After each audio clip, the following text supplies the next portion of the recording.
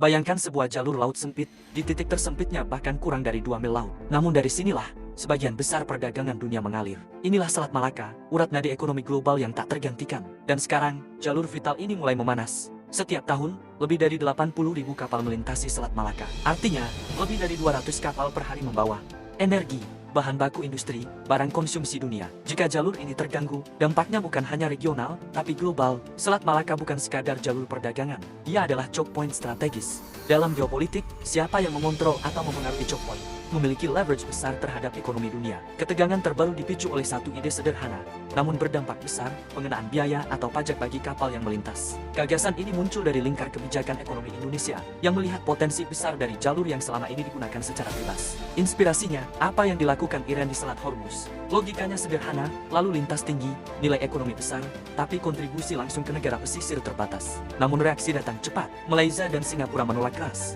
Tokoh seperti Muhammad Hassan dan Vivian Balakrishnan menegaskan satu hal, Selat Malaka adalah jalur internasional, dan di bawah kerangka UNCLOS 1982, kapal memiliki hak transit passage. Disinilah inti konflik sebenarnya. Ini bukan sekadar soal pajak, ini soal benturan antara kedaulatan nasional vs hukum laut internasional. Indonesia memang memiliki wilayah perairan di Selat Malaka, namun statusnya sebagai jalur pelayaran internasional membatasi kebijakan sepihak. Ketegangan ini tidak berdiri sendiri. Ia terjadi di tengah meningkatnya rivalitas global, terutama yang melibatkan kekuatan besar seperti Amerika Serikat. Kawasan Asia Tenggara kini menjadi jalur logistik penting, arena perebutan pengaruh, titik sensitif dalam rantai pasok global. Selat Malaka bukan hanya penting bagi Indonesia, Malaysia, atau Singapura. Ia vital bagi China impor energi, Jepang dan Korea Selatan industri, barat perdagangan global. Artinya, setiap kebijakan di sini akan diawasi dunia. Di tengah ketegangan, Indonesia mempertegas posisi. Di bawah kepemimpinan Prabowo Subianto, Indonesia menunjukkan dua pendekatan, diplomasi aktif dan penguatan kehadiran militer.